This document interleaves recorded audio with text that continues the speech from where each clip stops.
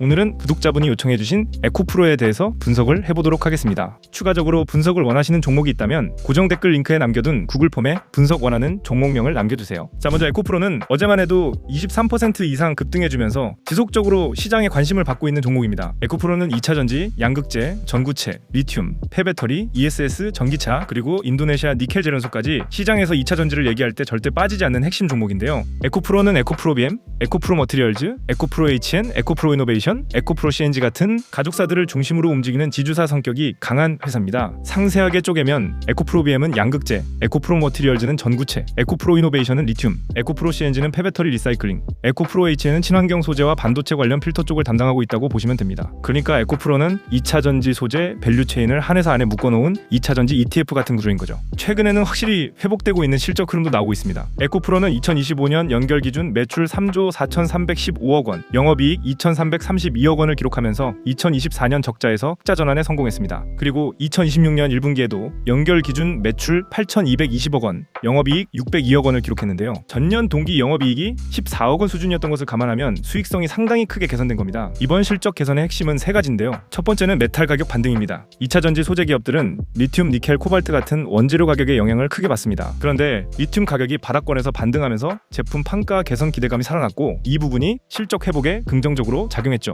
두 번째는 ESS 수요입니다. 예전에는 2차전지라고 하면 대부분 전기차만 떠올렸지만 최근에는 AI 데이터 센터 전력 수요가 늘어나면서 ESS, 즉 에너지 저장 장치 쪽 수요가 같이 부각되고 있습니다. AI 데이터 센터가 많아질수록 전력 인프라가 중요해지고 전력을 저장하고 안정적으로 공급해주는 ESS 수요도 커질 수밖에 없죠. 이 부분이 에코프로 BM의 ESS용 양극재 수요 기대감으로 연결되고 있는 겁니다. 세 번째는 인도네시아 니켈 제련소입니다. 에코프로는 인도네시아 그린에코니켈, GM 편입 효과를 통해 원재료 쪽 경쟁력을 강화하고 있습니다. 2차전지 소재 기업에서 중요한 건 결국 원가 경쟁력입니다. 양극재를 잘 만드는 것도 중요하지만 원재료를 얼마나 안정적으로 확보하느냐가 수익성을 좌우하죠. 그런 점에서 인도네시아 니켈 제련소는 에코프로의 중장기 성장 포인트라고 볼 수 있습니다. 결국 에코프로는 실적 회복, 메탈 가격 반등, ESS 수요 확대, 그리고 원재료 경쟁력 강화라는 재료가 한 번에 붙으면서 다시 시장에 관심을 받은 상황인 거죠. 자, 그럼 차트를 보겠습니다. 에코프로의 경우 2023년을 시작으로 엄청난 폭등을 보여주었다가 긴 시간 조정을 거친 뒤 올해 들어서 다시 시장에 관심을 받으며 주가가 반등을 해준 상황입니다.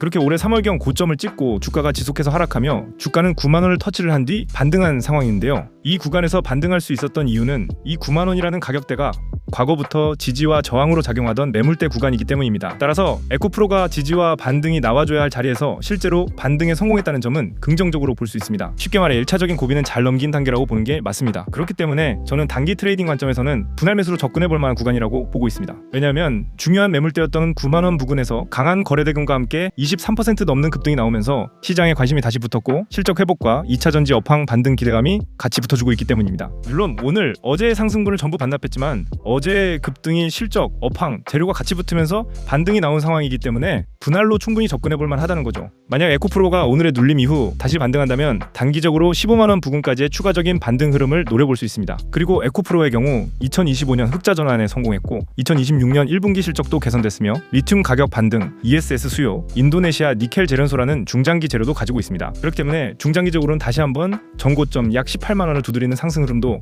기대해볼 수 있다고 봅니다. 이후 18만 원을 넘어가는 상승은 전체적인 시장 관심도가 쭉 이어져야 가능한 부분이기 때문에 지금 당장 그 흐름을 예측하기엔 다소 어려움이 있겠습니다. 자, 정리하겠습니다. 에코프로가 9만 원 부근에서 지지를 받고 강한 거래대금과 함께 반등이 나왔다는 점은 긍정적으로 볼 수 있습니다. 따라서 단기 트레이딩 관점에서는 분할 매수로 접근해볼 만한 구간이라고 보고 있고 단기적으로는 15만 원대 회복을 먼저 기대해볼 수 있겠습니다. 그리고 에코프로는 실적 회복과 2차전지 반등 기대감, ESS 수요, 인도네시아 니켈 제련소라는 중장기 재료를 가지고 있는 종목입니다. 따라서 중장기적으로는 올해 3월 고점 부근인 약 18만 원 구간을 다시 한번 두드리는 흐름까지도 기대해볼 수 있겠습니다. 다만 9만 원에서 10만 원 부근을 지켜주는지 지속적으로 확인하고 이 구간이 무너지는 흐름이 나온다면 손절 혹은 비중 축소를 고려하셔야 합니다. 자, 오늘은 이렇게 에코프로를 분석해봤는데요. 추가적으로 분석을 원하시는 종목이 있다면 고정 댓글에 남겨둔 구글 폼에 종목명을 남겨주세요. 차트, 실적, 재료까지 정리해서 영상으로 다뤄보겠습니다. 오늘 영상은 에코프로로 마무리하겠습니다. 감사합니다.